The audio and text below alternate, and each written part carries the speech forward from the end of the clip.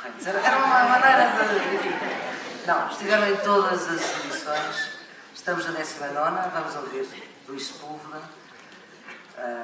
Toda a obra traduzida em Portugal. Prémio Primavera de Romance 2009, o Vento que Dia, Romances de Amor, a história da gaivota, do gato que ensinou a voar. A Porto Editora publicou recentemente a história do caracol que descobriu a importância da lentidão e venturosa história do uso do puro. Luís Sepúlveda. Eu li todos. Buenas tardes. Es una especie de purgatorio cuando presentan tu biografía tan sucintamente.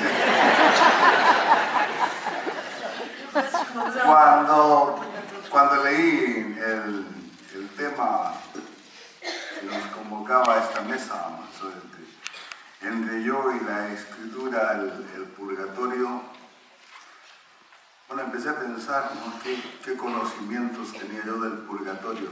Es una palabra que no me gusta, porque significa, ¿no?, que purgar algo, pagar un precio, un castigo, una sanción. Y como tiene que ver con literatura, empecé a pensar si tenía yo alguna experiencia con el purgatorio. Y descubrí que sí, que tenía una experiencia personal que no tiene nada que ver con los mitos, ¿no?, de la soledad del escritor, que se sufre tanto cuando se escribe. No, esas son mentiras, son mitos, ¿no? La escritura es una profesión fantástica. Y uno se divierte cuando está escribiendo y lo disfruta. O si no, no. Si no, hay otros oficios en los que a lo mejor es necesario sufrir mucho, ¿no? Y como yo no soy masoquista, cuando yo sufro, bueno, me tomo una aspirina, me borracho, pero no escribo, ¿no? Prefiero escribir cuando estoy bien, realmente. Bueno, y descubrí que tenía una experiencia así de purgatorio que tiene que ver con la literatura, que no es muy interesante. Y otras experiencias sí que tal vez se aproximan a la idea del purgatorio y que tal vez son interesantes. Voy a referirme a las dos de manera muy sucinta, muy sintetizada. La primera es que cuando yo era un adolescente de 16 años, estudiaba en un liceo en Santiago de Chile, un liceo de la escuela pública, laica, gratuita, se llamaba Instituto Nacional, y tenía un compañero, un tipo que era un comerciante nato. Siempre andaba vendiendo cosas en una pequeña caja de cartón. Vendía bolígrafos, gomas de borrar, chicles, dulces, cigarrillos, vendía de todo. Cuando se acercaban los exámenes, vendía apuntes para los exámenes, que nunca sabíamos cómo los conseguía, pero estaban muy bien. Y ese tipo, que era un comerciante nato, un día se acercó a mí y me dijo: Sepúlveda, yo te he escuchado atentamente cuando tú cuentas algún chiste, y los cuentas muy bien. Y le dije: gracias. Y me he acercado a ti también cuando tú cuentas algún libro que leíste, cuentas muy bien. Le digo: sí, bueno, gracias. Tú escribes. Yo no me atreví a confesarle que sí, que me escribía algún poema, me consideraba poeta. Y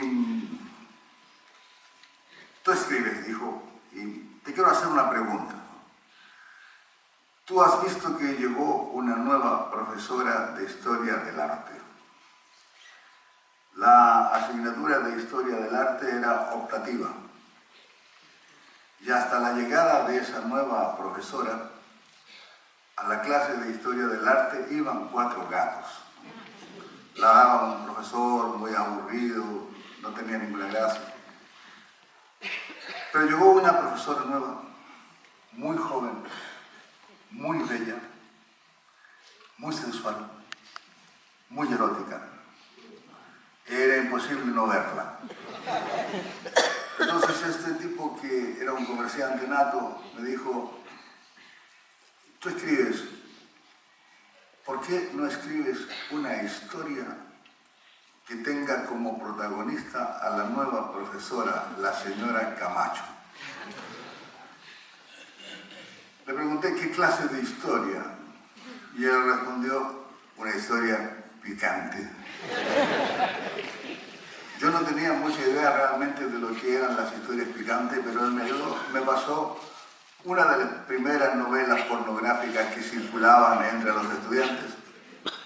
La leí y escribí una historia. Escrita en la máquina de escribir de mi padre, el papel original, papel de carbón, papel de copia, otro papel, carbón, papel de copia. Total, original más 4 copias. No existía el computer, no existía la impresora, la máquina de escribir. Le entregué la historia que tenía 2 páginas y media, picante, y que se titulaba Una noche loca con la señora Camacho. Y mi amigo, que vendía todo, empezó a distribuirla entre los estudiantes. 15 minutos de lectura, 5 pesos.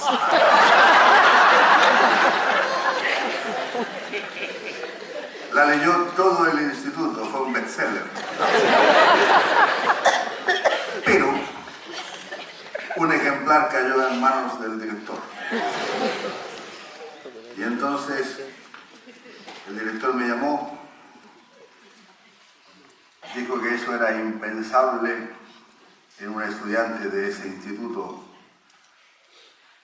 que la única solución era expulsarme, pero eso me iba a arruinar la vida.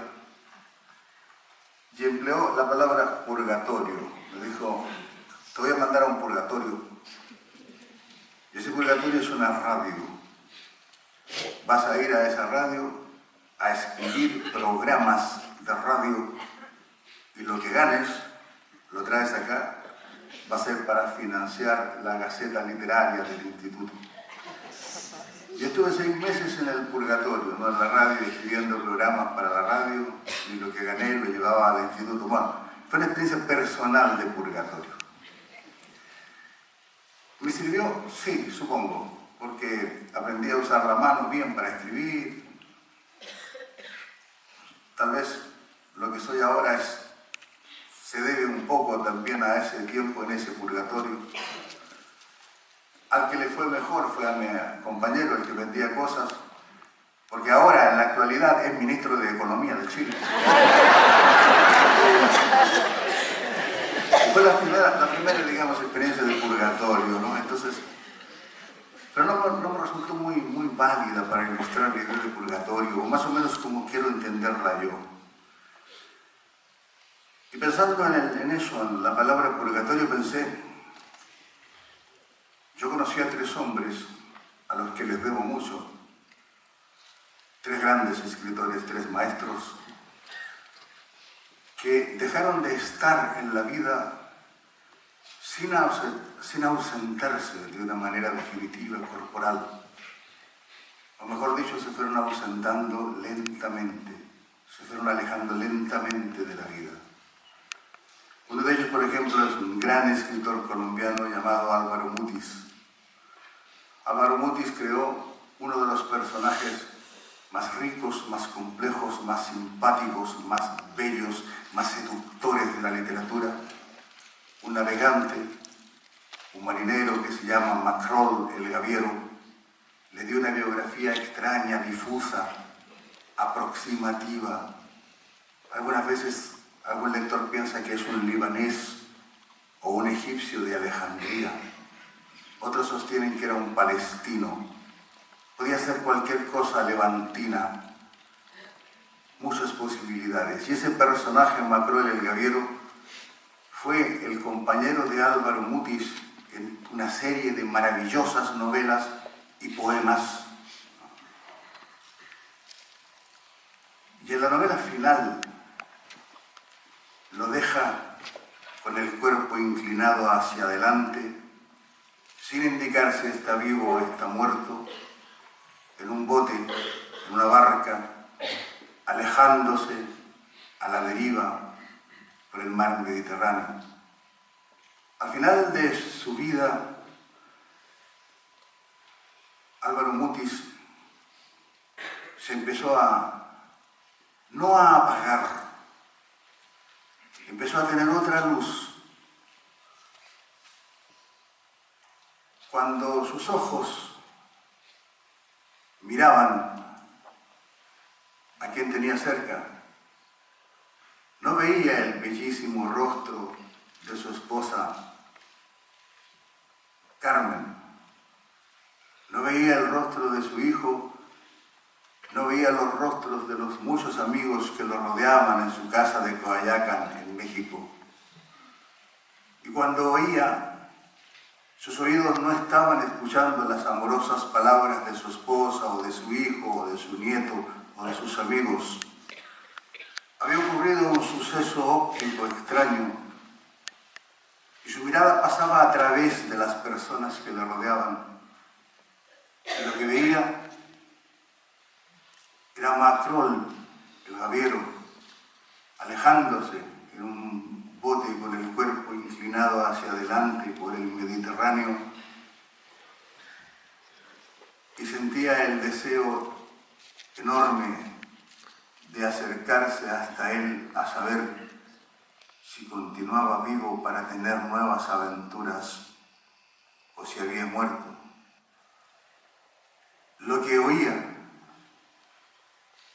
era tal vez el eco de una voz lejana que estaba llamando a la oración a los musulmanes, seguramente desde alguna mezquita en Alejandría o de alguna mezquita en Beirut. Nunca sabremos qué veía efectivamente y qué es lo que oía. Y así se fue apagando con una luminosidad nueva, hasta que desapareció definitivamente y los amigos un día dijimos, qué tristes estamos, murió Álvaro Mutis. Al otro le ocurrió algo similar. Al ocaso de sus días entró también en una suerte de purgatorio.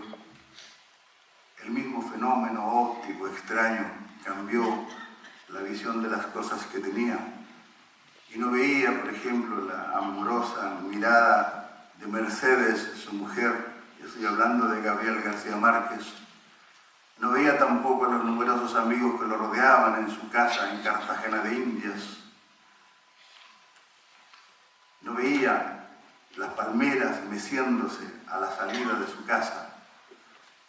Y no escuchaba el ritmo envolvente de la música del Caribe. Lo que en ese purgatorio al que había entrado, sin necesidad de pagar ninguna culpa, era tal vez el camino selvático que lleva hacia Macondo. Y en ese Macondo lo estaba esperando otro anciano, el coronel Aureliano Buendía, del que todavía le faltaba por escribir y contar más de 1000 batallas que dio en su vida y las perdió todas. Y lo que oía no era el suave rumor de la vegetación que adorna las calles de Cartagena de Indias. Lo que oía era el rumor fiero de la selva de Aracataca, el rugir de los jaguares en lo más profundo de la selva, el cantar melodioso de los tucanes, todo lo que había existido, llenando de color todas las páginas que escribió. Y en esa suerte de purgatorio, en donde debía arreglar las cuentas con el coronel Aureliano Buendía, o con otro coronel que se quedó esperando una carta que jamás llegó, empezó también a apagarse esa extraña y maravillosa luminosidad, hasta que un día los amigos y quienes lo amamos tuvimos que decir, qué tristes estamos, Gabriel García Márquez murió. Y el otro, le ocurrió exactamente lo mismo al final de los días. Esa misma transformación óptica hizo que pasara a través del cuerpo y de la cara de Eliana, su esposa, que no viera la fotografía de su amigo Pablo Neruda, con el cual bebía un vino todos los días en su casa, en un barrio de Santiago. No vio tampoco, no veía los rostros de los amigos que le rodeaban, ni los miles de adornos de mar que había en su casa. Y no escuchaba el rumor triste de la ciudad de Santiago. Lo que veía pasando a través de la corporalidad de sus amigos y de su familia era tal vez el último paso antes del continente americano y la Antártida. Estaba mirando el Cabo de Hornos y estaba esperando que desde más al sur del Cabo de Hornos apareciera por fin ese barco que desde hace 400 años navega, un barco maldito que se llama Caleuche, y que está esperando la llegada de un capitán generoso que lo conduzca a la libertad de la mar abierta. Y lo que escuchaba era el rumor sordo, brutal, cruel de las olas del fin del mundo. Y así, en esa suerte de purgatorio, también se fue apagando hasta que los amigos y quienes lo quisimos tuvimos que decir: qué tristes estamos, ha muerto Francisco Coloane. Entonces, estas dos aproximaciones que he tenido al purgatorio me hicieron pensar que la primera ciertamente no es más que una anécdota y me hizo pensar en la palabra, pero la segunda, la protagonizada por estos tres maestros, por estos tres grandes escritores, me hicieron pensar que como la vida tiene un rumbo muy determinado, una fecha de caducidad incierta pero existente e ineludible, me hicieron pensar que tal vez algún día me va a tocar también entrar a ese purgatorio. Y me alegra saber que no va a ser un purgatorio triste, porque va a ser un reencuentro con todos los personajes que viven en mis libros. Y ahí vamos a arreglar muchas cuitas que tenemos y muchas aventuras que no alcanzaron a ser contadas. Obrigado.